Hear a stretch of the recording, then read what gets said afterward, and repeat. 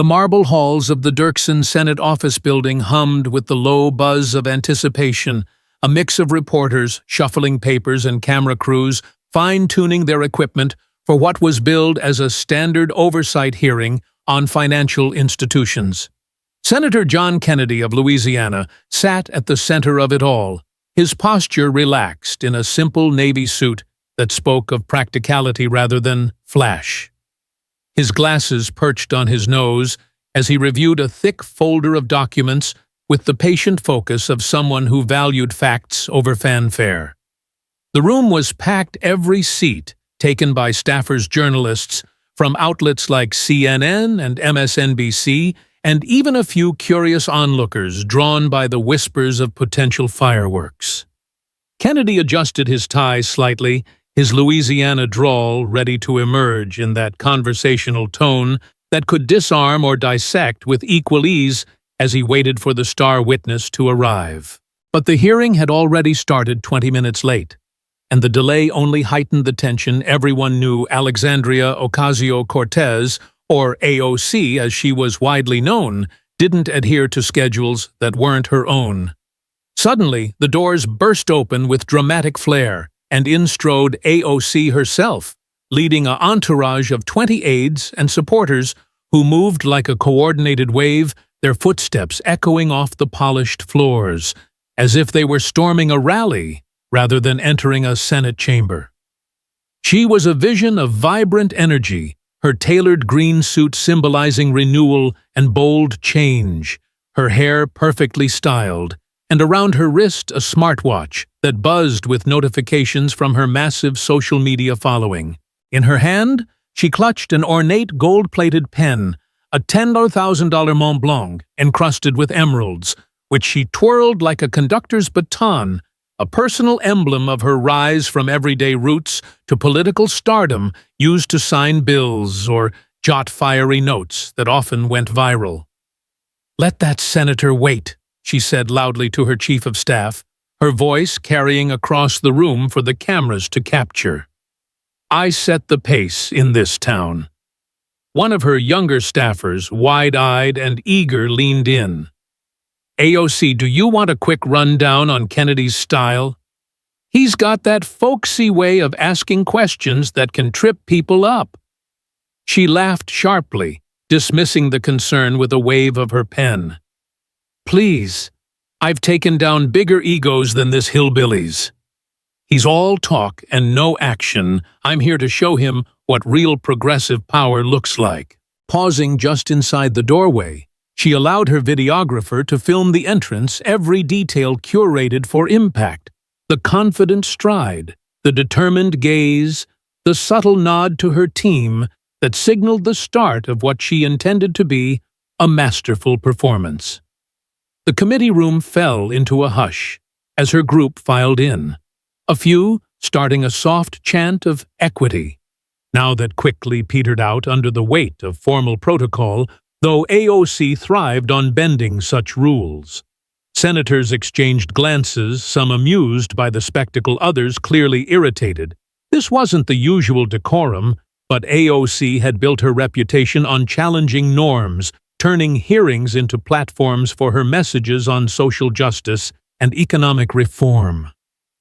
Kennedy watched the arrival with his trademark mild bemusement, not rising from his seat, but nodding politely as AOC approached the witness table. She didn't wait for an invitation, tapping her gold-plated pen sharply on the wood to demand attention, the emeralds catching the overhead lights in a sparkle that matched her fiery spirit.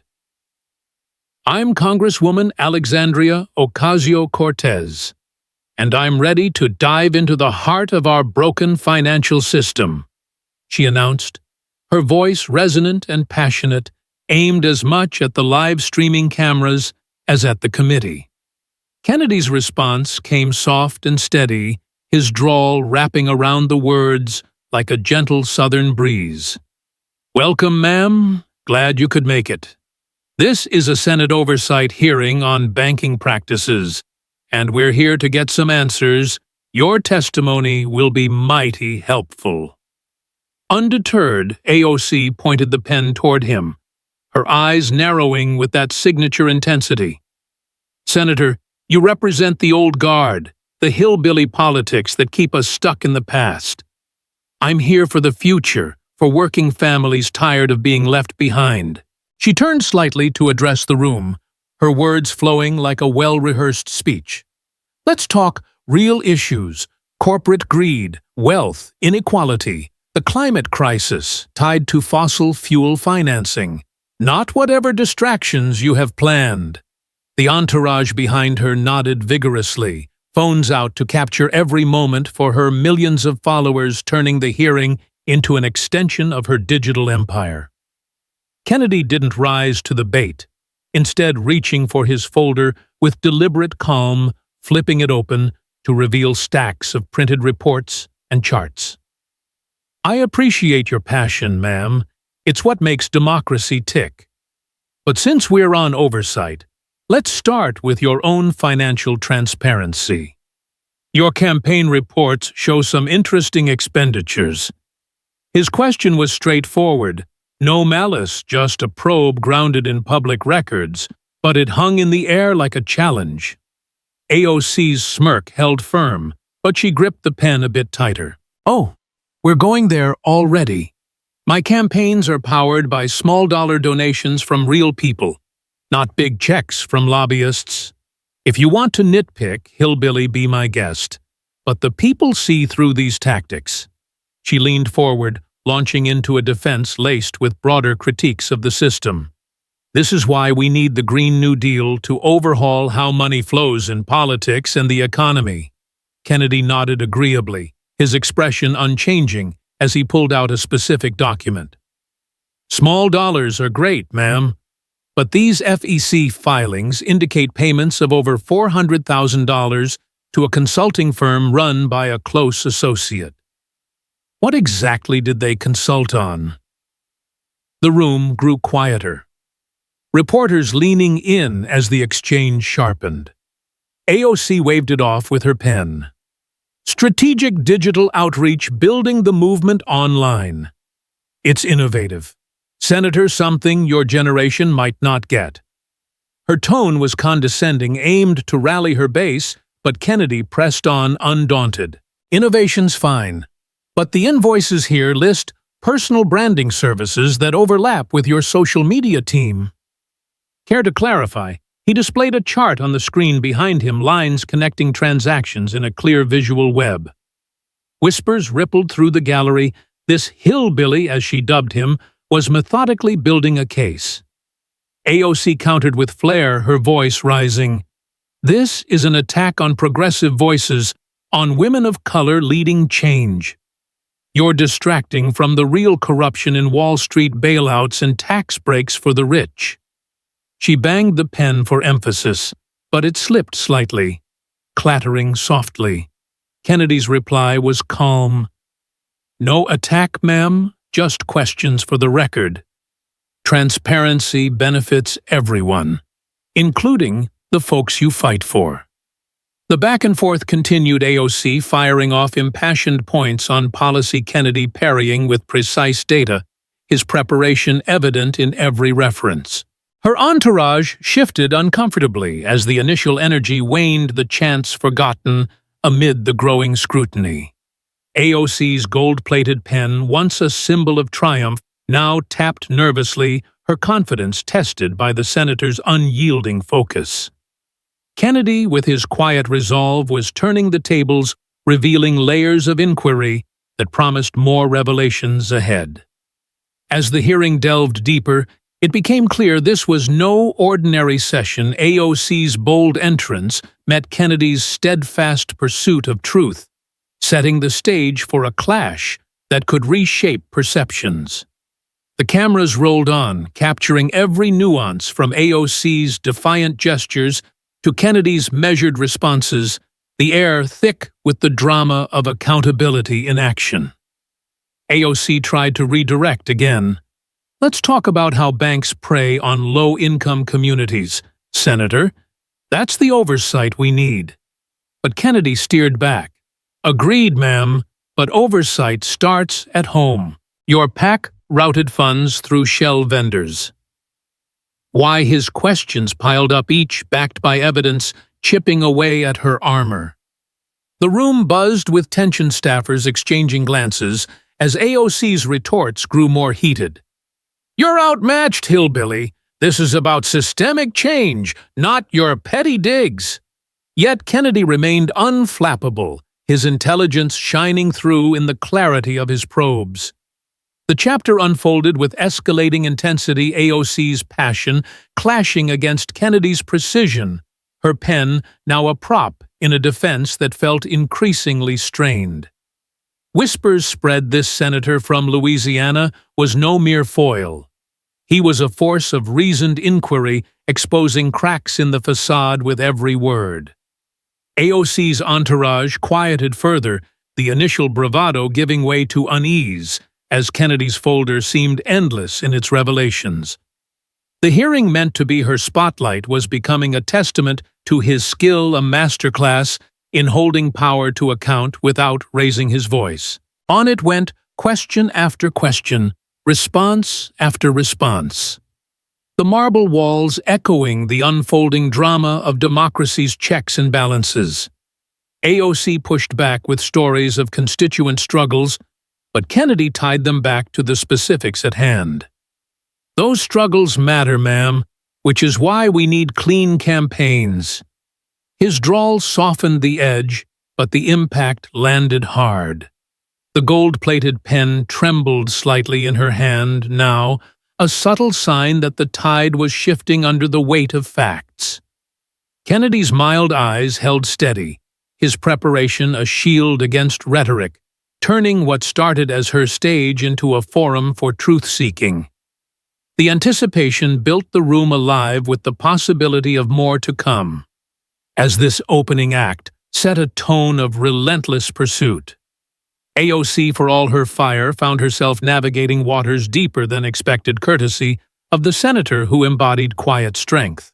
And so the confrontation began in earnest, a battle of words where preparation met passion, and the outcome hung in the balance of details yet to be unveiled. As the tension in the Senate Judiciary Committee room thickened like humidity before a southern storm, Senator John Kennedy leaned back slightly in his chair, his mild eyes fixed on AOC with the steady gaze of someone who had spent years honing the art of uncovering truths without raising his voice. He flipped to another section of his thick folder, the pages rustling softly under his fingers, each one a testament to meticulous preparation and a commitment to accountability that defined his approach to public service.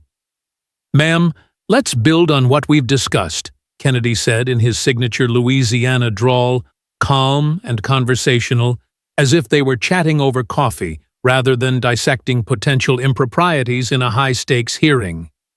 "Your campaign's payments to justice consultants are one thing, but these records show even larger sums going to other entities connected to your inner circle, friends, family, associates, folks who've benefited handsomely from your political rise." The overhead screen flickered to life again, displaying a spreadsheet of transactions pulled from Public Federal Election Commission filings lines, highlighting outflows totaling over $1 million in the last election cycle alone, directed to companies with vague descriptions like strategic advising and community engagement support. AOC gripped her gold-plated pen tighter, the emeralds digging into her palm as she shot back with fiery indignation. "This is nothing but a witch hunt. Senator, those payments are for legitimate work building grassroots movements, amplifying voices that have been silenced for too long. You're cherry-picking data to attack a young leader who's actually fighting for change, while the real crooks on Wall Street walk free." Her voice echoed with the passion that had endeared her to millions, turning the response into a rallying cry. But Kennedy didn't flinch. Instead, sliding a stack of printed emails across the table, each one time-stamped and sourced from public disclosures. "Legitimate work is what we're here to verify, ma'am. Take this invoice for $50,000 labeled Digital Strategy Consultation paid to a firm owned by a longtime friend of yours. But according to these emails, the strategy involved planning personal events and travel itineraries that look an awful lot like vacations. Care to explain how that advances your constituents' interests? His question was pointed, yet polite, grounded in facts that invited clarification rather than confrontation, showcasing his reputation for fair but firm oversight. The room murmured as reporters scribbled notes, the cameras zooming in on AOC's face, where a flicker of frustration began to replace her usual unshakable confidence. She waved the pen dismissively, trying to redirect the narrative. "You're twisting this into something sinister, because you can't handle a woman of color shaking up the system. These are investments in people in diverse talent that's been excluded from politics for generations. Let's talk about the billions funneled to corporate PACs instead." Her entourage nodded from the back, a few, holding up signs with slogans like "Fight for Justice," but their energy seemed forced, now the initial chants long silenced by the weight of specifics unfolding. Kennedy nodded agreeably, his composure an anchor in the rising storm. "Diversity in politics is vital, ma'am. No argument there. But transparency ensures it benefits everyone, not just a select few. Here's another one, $200,000 to a relative's LLC for event coordination. Public records show that LLC was formed just weeks before the payment with no prior business history. And the events, they align perfectly with your personal schedule, including appearances at high-profile galas that raised eyebrows for their luxury." He projected bank statements on the screen arrows, pointing to the transfers, his methodical presentation underscoring a dedication to public trust that resonated with those watching. AOC's chief of staff whispered urgently beside her, but she brushed him aside, standing to address the committee directly. "This is personal sabotage. My family and friends have supported me from day one. They deserve compensation for their hard work in the movement. You're acting like a hillbilly detective, digging for dirt instead of addressing inequality." The word hillbilly hung in the air again, meant to belittle. But Kennedy simply adjusted his glasses, his mild smile betraying no offense, as he countered with unyielding precision. "No sabotage, ma'am, just following the money as any good oversight should. Speaking of support, let's invite a witness who can shed more light."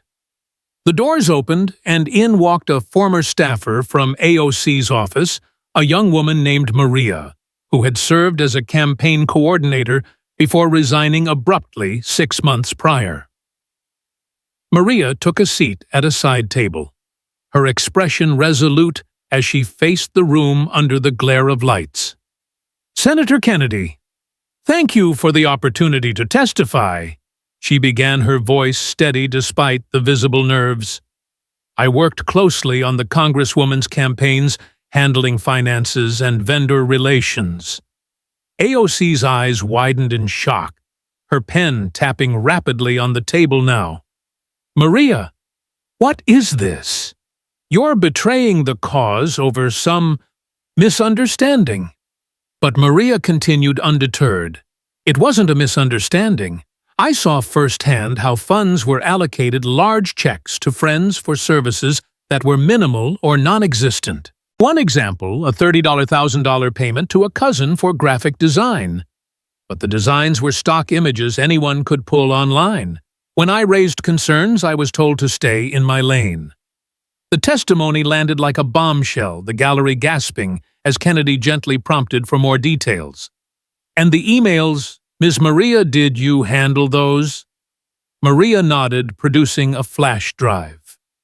"Yes, including ones directing me to classify personal expenses as campaign costs, like wardrobe for media appearances, and even a high-end phone plan billed as communication tools." Kennedy accepted the drive with a nod of appreciation, his handling of the situation exemplifying integrity and a focus on facts over theatrics. AOC slammed her pen down, the sound echoing sharply. "This is fabricated. Maria was let go for poor performance. She's bitter and lying to sabotage me. Where are my allies? Why isn't anyone speaking up? She scanned the room, but Democratic senators averted their eyes, studying their notes instead, the silence deafening as her usual vocal supporters held back, perhaps sensing the tide turning. Kennedy's voice cut through the quiet. "We appreciate your candor, Ms. Maria. Ma'am, these allegations match patterns in the FEC reports over $800,000 in questionable payments that could violate campaign finance laws. If it's a misunderstanding, now's the time to clarify."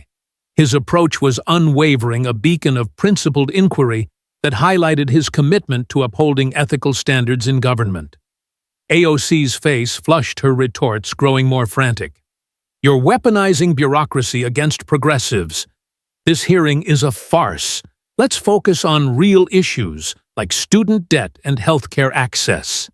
But Kennedy persisted, displaying more evidence, scanned receipts showing campaign funds used for luxury items disguised as outreach materials. The screen filled with images of high-end purchases, each tied back to her circle, the web tightening. Maria added another layer.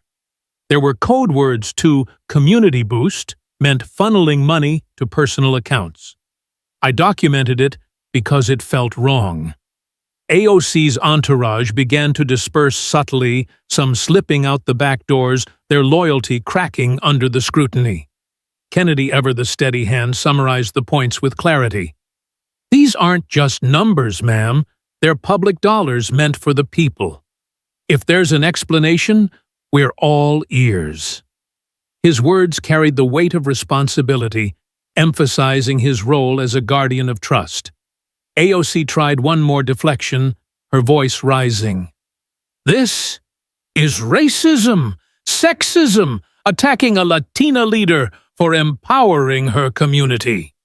But the accusation fell flat, as Maria herself, from a similar background, shook her head. "It's not about that, it's about honesty." The room's atmosphere shifted palpably, the kudos for Kennedy's handling implicit in the focused attention, his integrity shining as he navigated the revelations with grace. As the chapter intensified, AOC's gold-plated pen lay forgotten on the table. Her initial bravado eroded by the relentless pursuit of truth, while Kennedy's quiet determination stood as a model of effective ethical leadership. The hearing pressed on each disclosure, building the case, the air charged with the drama of accountability unfolding in real time, Kennedy's preparation proving invaluable in peeling back layers of potential misconduct. Whispers among staffers praised his thoroughness, a quiet acknowledgement of his skill in holding power to account, without descending into partisanship. AOC, sensing the isolation, clutched at her notes, her confidence visibly waning, as allies remained silent, the betrayal from within her camp adding to the mounting pressure. Kennedy, undaunted, moved to the next exhibit, a series of wire transfers to offshore accounts linked to consultants who had no verifiable work product. "Ma'am, these transfers raise red flags under disclosure rules. Your thoughts?" His question was fair, inviting response, but AOC's reply was a stammered pivot to broader injustices. The former staffer's testimony hung heavy, her details corroborated by the documents painting a picture of systemic misuse that clashed with AOC's public image as a champion of the working class. As minutes ticked by, the committee room felt smaller, the spotlight harsher on AOC, while Kennedy's steady guidance through the evidence underscored his dedication to transparency, a quality that endeared him to those seeking genuine reform. The unraveling continued, each fact, a thread pulled threatening to undo the narrative AOC had carefully woven, all under the watchful eye of a senator whose commitment to the truth remained unshakable. The atmosphere in the Senate Judiciary Committee room had grown oppressively tense, like the heavy air before a Louisiana thunderstorm, with every eye fixed on the unfolding drama. as Senator John Kennedy maintained his unyielding composure, his mild expression a steady counterpoint to the escalating chaos at the witness table. He set aside the folder from the previous revelations with deliberate care, reaching for a new one, thicker than the last, labeled with tabs from various investigative agencies, his actions reflecting the thorough, principled approach that had earned him respect across the aisle for prioritizing facts and fairness in pursuit of public accountability. "Ma'am, we've covered the campaign payments and the insider dealings," Kennedy said in his soft Louisiana drawl, the words carrying a quiet authority that commanded attention without demanding it. "Now let's turn to something more troubling.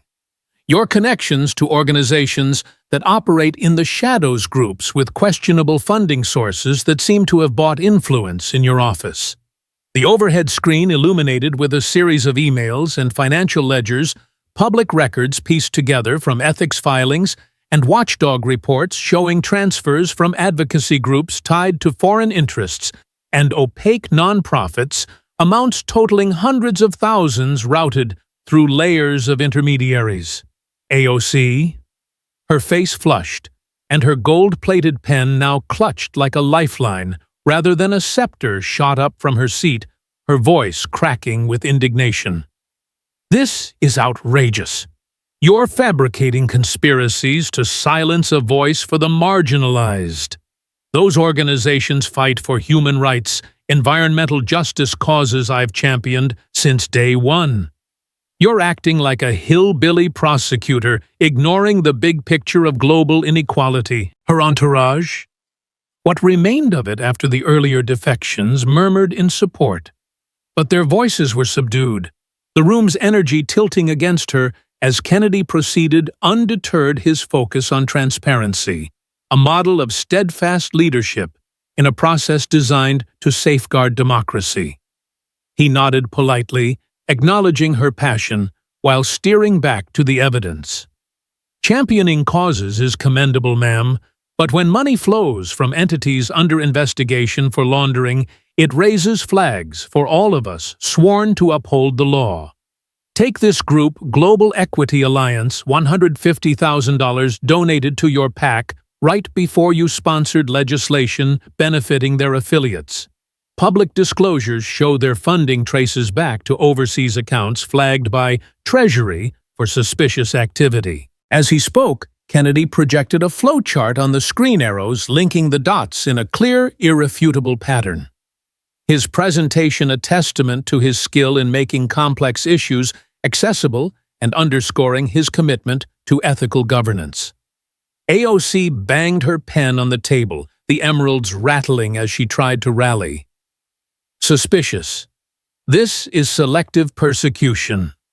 These are allies in the fight against climate change and poverty. You're distracting from fossil fuel lobbyists who own half of Congress." But her words rang hollow as Kennedy introduced the next element, pressing a button to play a video compilation footage sourced from community hearings and local news in her New York district, showing residents voicing frustrations over unaddressed issues like crumbling infrastructure and rising rents. Their stories contrasting sharply with her high-profile advocacy.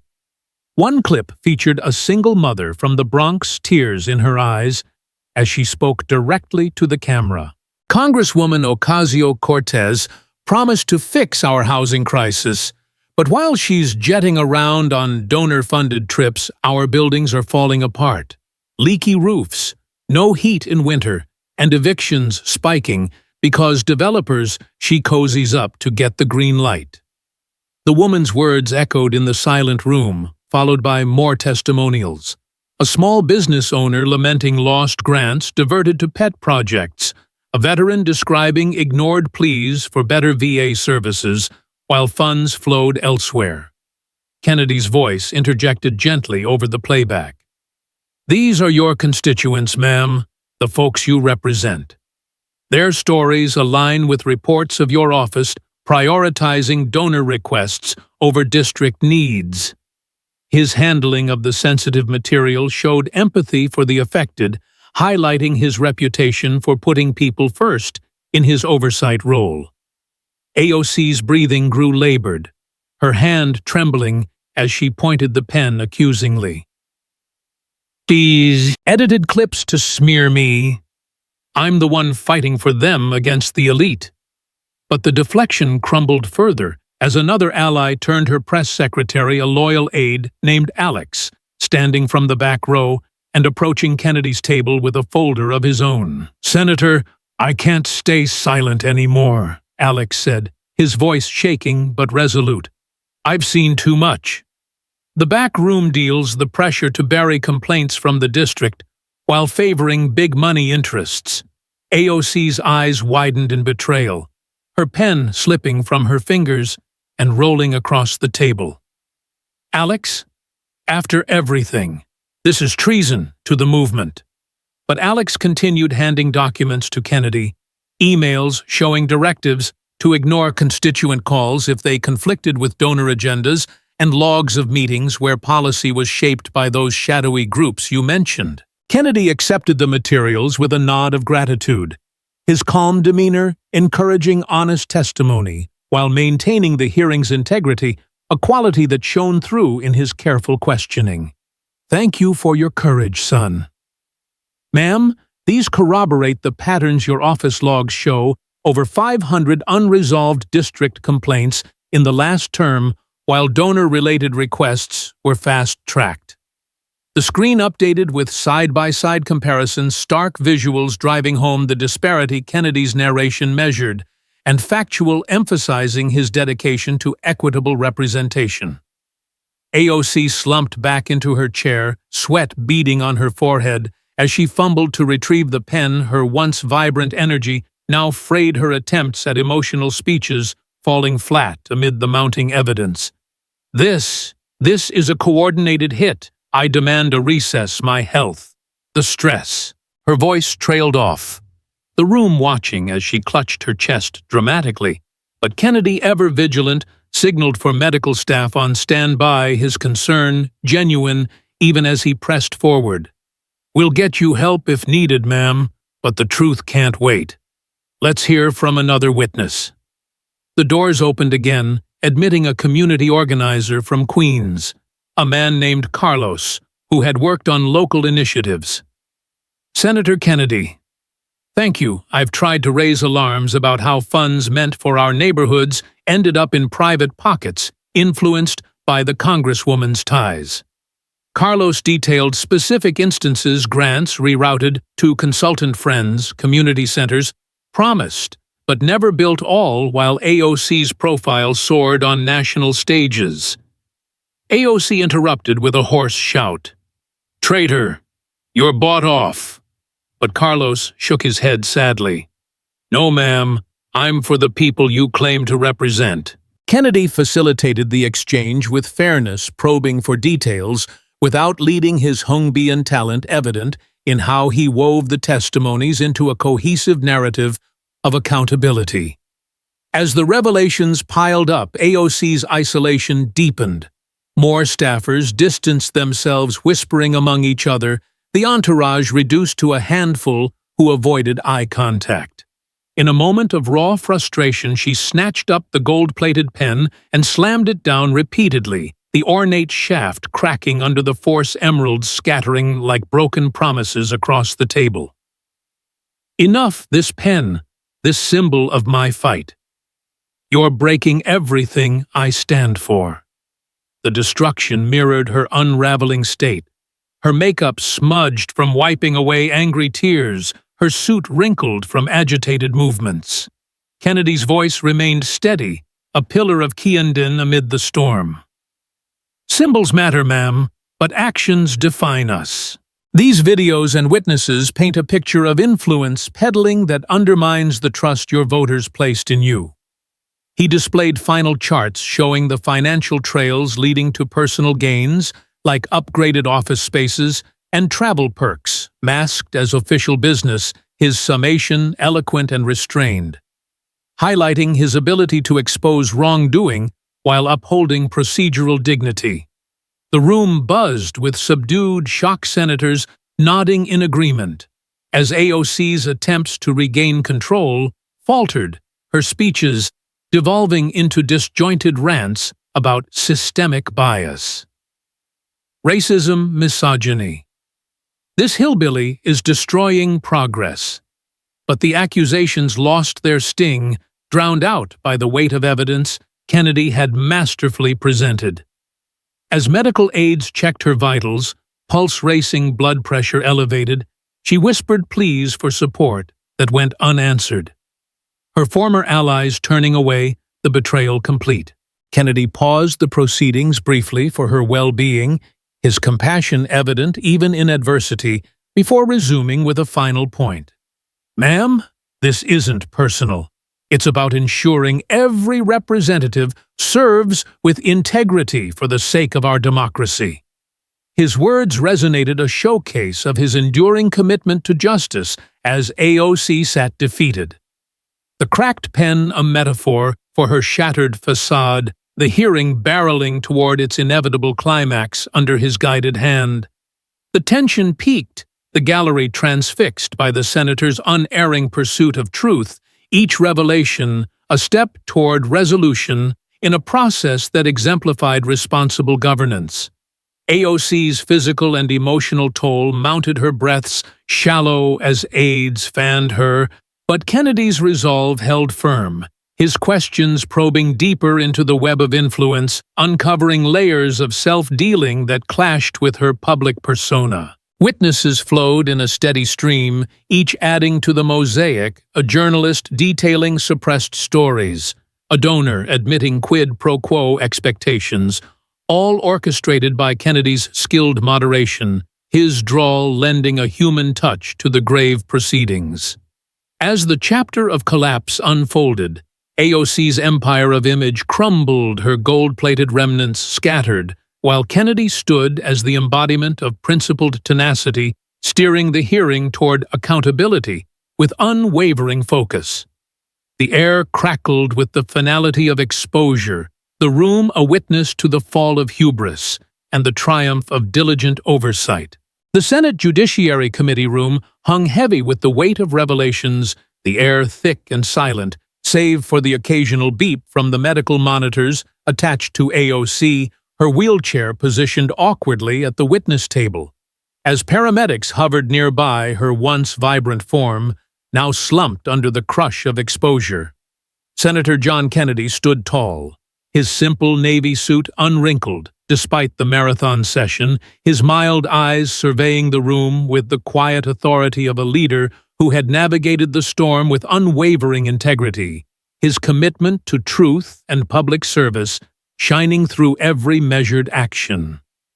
He closed the final folder with a soft thud, the sound echoing like the final nail in a long-built coffin, and addressed the committee in his Louisiana drawl, soft yet resonant, carrying the wisdom of someone who understood that power was a trust, not a privilege. Ladies and gentlemen, what we've witnessed today isn't just about one individual's missteps. It's a stark reminder of how our system can falter when accountability slips away. Kennedy began his words, deliberate, weaving together the threads of evidence into a tapestry of caution. We've seen campaign funds diverted to personal gains influence, peddled to shadowy donors, and the voices of everyday folks in New York drowned out by self-interest.